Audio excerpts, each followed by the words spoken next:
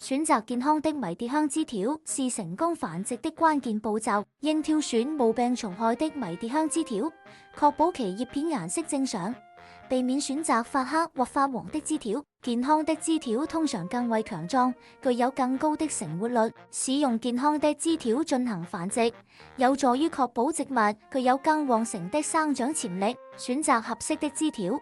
準備進行扦插繁殖，將選好的枝條剪成約10厘米長的小段，去除枝條底部2到3厘米的葉片，減少水分蒸發。枝條底部進行斜切，增加吸水面積，提高生根率。使用透氣性良好的培養土，例如混合小石頭的培養土，經濟實用。將扦插好的迷迭香放入透明塑料袋中，紮緊袋口，以創造高濕度的小溫室環境。套袋後的迷迭香應放置在有散射光照但避免陽光直射的位置，防止葉片曬傷。透明飲料杯可用作容器，便於觀察根系生長，同時需在杯底鑽孔，以利於排水。此方法通過維持高濕度和適宜光照，促進迷迭香插條生根。迷迭香長出新芽，表明其已成功生根。在春季，可將這些小苗分開，將小苗移植到單獨的花盆中，通過分株